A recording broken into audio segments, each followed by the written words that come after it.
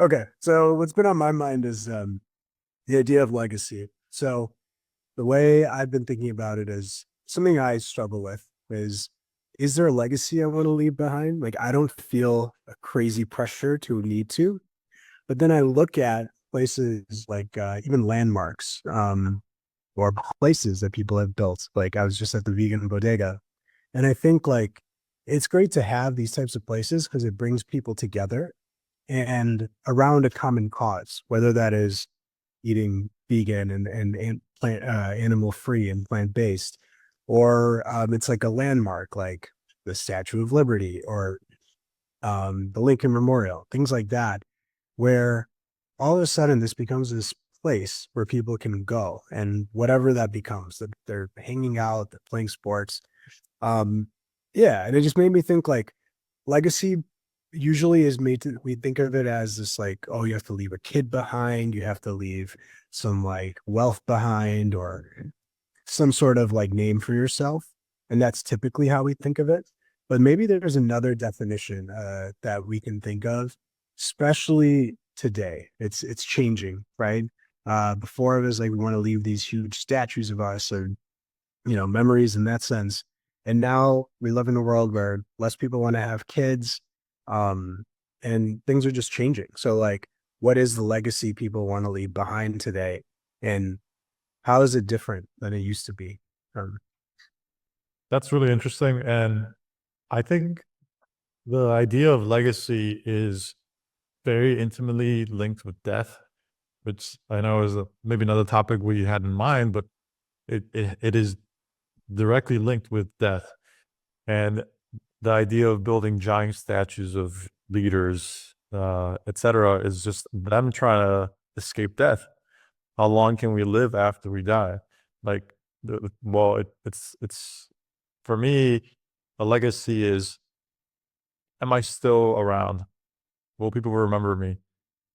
Um, and I think the reason people are having less kids is because they realize that when you're dead, you're dead. And that's a whole can of worms. Some people believe something happens, or some people don't. But you are no longer the person you are now when you're dead. So it's best to focus on now. How can I be happy right now? How can I be happy with my loved ones now? What can I provide for my future while I'm still around, but also maintaining what's going on now? So the whole idea of not having kids, I think, is being replaced with people having pets. How can I have happiness now, and while still having that sense of family, like sense of comfort, a sense of community? Um, yeah, what do you think about that? I agree. Yeah, I think exactly that. We're no longer kind of discounting um, the future and saying, or we are discounting the future. We're saying that it's not really worth focusing on this monument or having ourselves live past our years because you're right. To me, it is a little bit of spirituality in the sense that if I think I'm going to live, as a spirit or something else and be able to watch over and have to watch over, then I want to know that I made this huge impact. Whereas now it's like, okay, if I'm just going to die at some point, then all I need to make sure is that my loved ones are happy and they had a good time and I had a good time. So the conflict, the tension that I see is like on one end, feels a little selfish, right? It's like, yeah, I just want to be happy in the now and have lived a good life. Um, Especially when I look at these like landmarks and such, right? It's like in some ways, these memorials that someone stood up, um, churches, these types of areas are end up becoming ways that bring people together, which is amazing, right? Like that's great. So how does one decide, okay, well, I don't really need to leave a legacy of in this way of a physical monument or something else and balance that with the now of wanting to live a good life and not wanting to worry about legacy and what happens after them. There's like a balance, I guess. Yeah, I think I think another part of this is how these memorials, these legacies, are trying to instill certain principles. And you and I, this with these talks, we're trying to identify rules to live by, ideas that are powerful to help us navigate this life, this world. And when you see the Statue of Liberty, the Lincoln Memorial, what what really we should take away from that is there are certain ideas that we value so much that we have giant statues to commemorate them.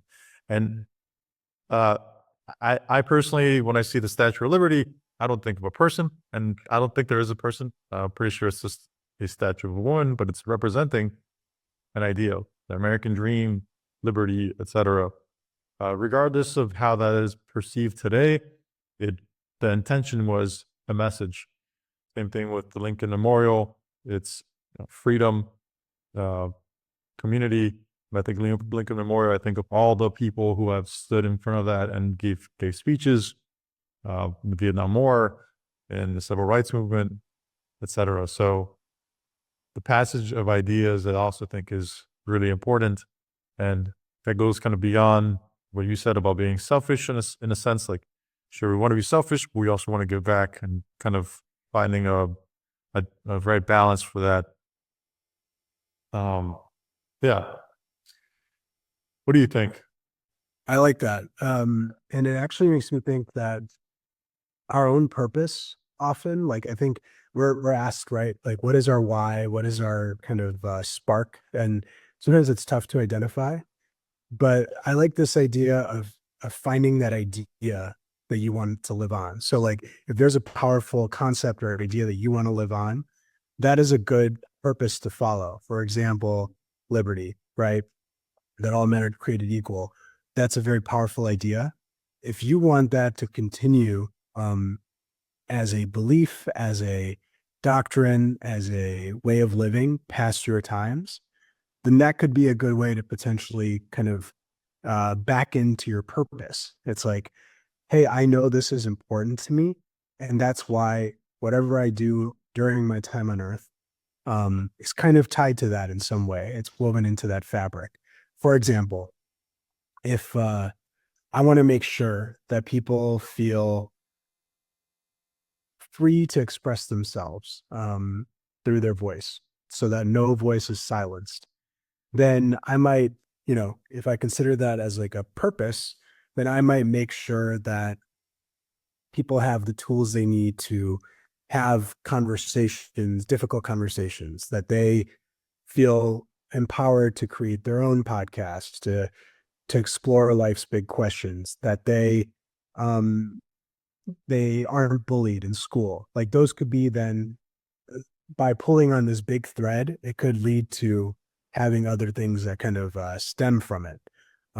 But it is then, I guess, kind of a little bit of controlling the outcome. So it's like, yeah, where's that balance, right? Like, do you need this purpose going into life, that singular why? Because often we are asked to find it, right? That's a really, I think it's a really abstract but deep. There's a lot thought that you're having there, and I think there's a lot to uh, unravel. And I think if we can bring it back with like an actual example of something that has happened in our lives, we can really make sense of it more clearly. Because I do think uh, controlling the outcome is always uh, something that's on our mind, and that's related to legacy, of course. Um, and for me, so I just moved to a new city, and there's a lot on my mind on how do I want to live, what do I want, what friendships do I want to make. But part of me also has to realize that I have to slow down, enjoy the moment, take every smell the roses, enjoy the trees outside my building. Uh, for example, when I was choosing my new apartment, I saw this giant willow tree with a lake right outside my window from the pictures online. And I was really excited for that view. And when I came to visit the apartment, a huge storm had hit the week before and toppled half of the willow tree. So I moved to this apartment with a vision in mind. I was going to see a giant willow tree outside my apartment. And this is a willow tree that's probably like multiple decades old. It's huge. And it's been halved by a storm. And so in a way I had a vision. I was trying to control the outcome. I know that's not really related to the legacy, but it's a reminder that you don't have to know everything. You don't have to know why. And when you focus on the now, you can relax. You don't have to give all your attention to the future. You don't have to give all your energy to things that haven't happened yet. You can just enjoy things as they come, dedicate your attention to the now, your energy to the now, and I think that leads to good results. And living life with an idea of a legacy, in a sense, is you're trying to predict how things are going to go. You're trying to live your life with a sense of, I want this for my future generations. I want this for this. But if you live your life with your best self every single day, every single moment, then you naturally create a legacy as someone who lived in that moment and shared the best in the moment. We were talking about the Lincoln Memorial, and his name was Honest Abe, right? So he was an honest man, and that was what he was known for. And for me personally, my mantra this past year has been, I am unwaveringly honest with myself and those around me. So it's a challenging thing that I have to do every single day. For example, a couple of days ago, I was in DC with some friends. We were having dinner, and there was a soda machine. And in the soda machine, I asked for a cup of water, and I got the sparkling water instead of the regular water, which I don't think is a big deal. But I asked the group, I said, am I stealing if I get sparkling water from the soda machine as opposed to regular water when I asked for a cup of water? And there was a unanimous yes from the group. Yes, I'm stealing. And, it was one of those things where I didn't like it. I felt kind of wrong. That maybe I am lying to myself here. Maybe I'm lying to not just to others. I'm telling myself that, no, it's okay. It's just water with gas, but I'm lying to myself. And if I want to create a legacy as someone that is honest, then I have to do it at every single point, not just to others, but to myself as well. I like that. Yeah. So if you follow naturally kind of the now and your own principles or instinct, then you're able to forge a legacy over time by example, by leading through example.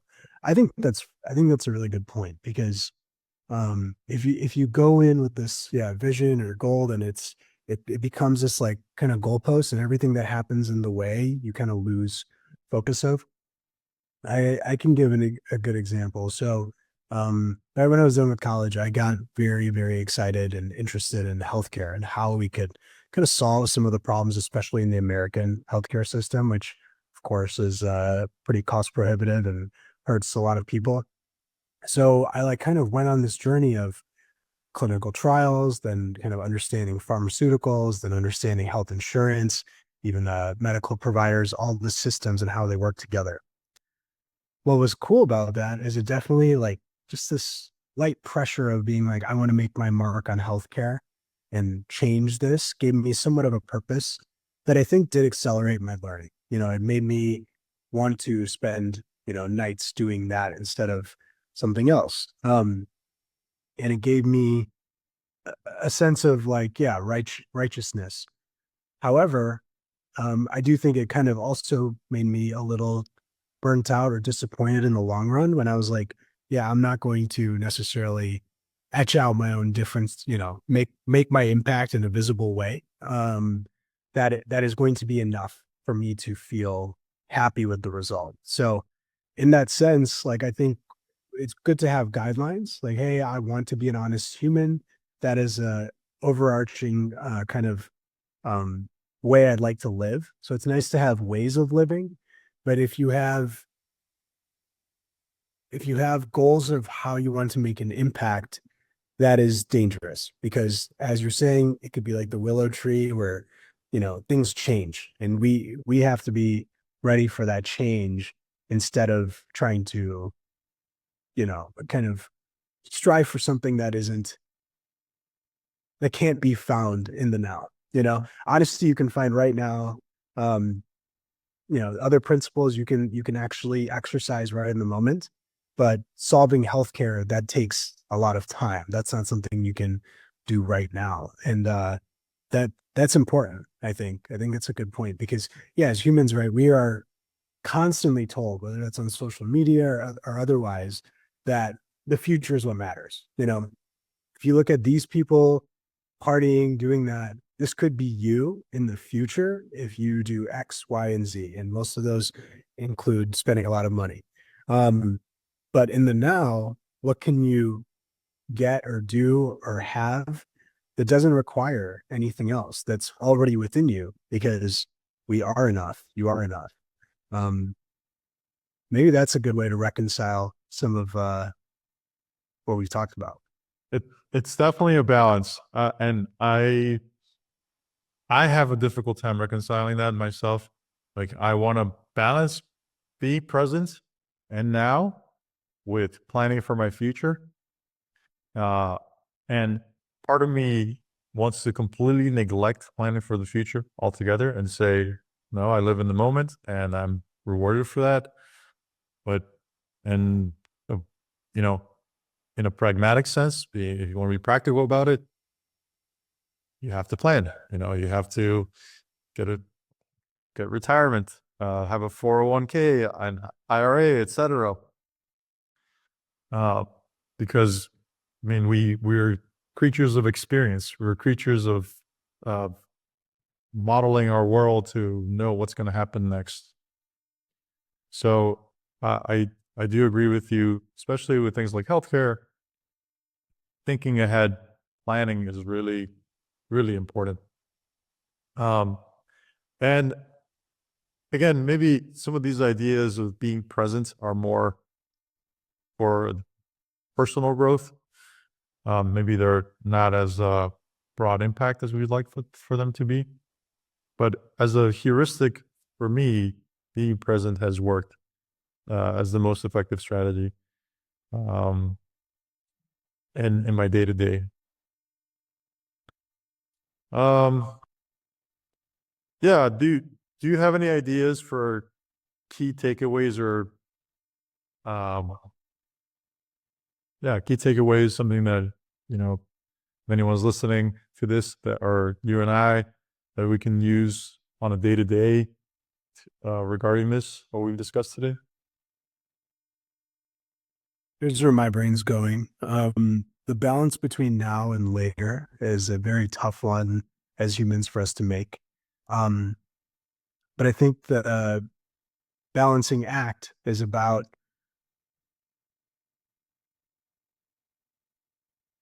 starting from what's already important to us in the here and now and only looking into the future for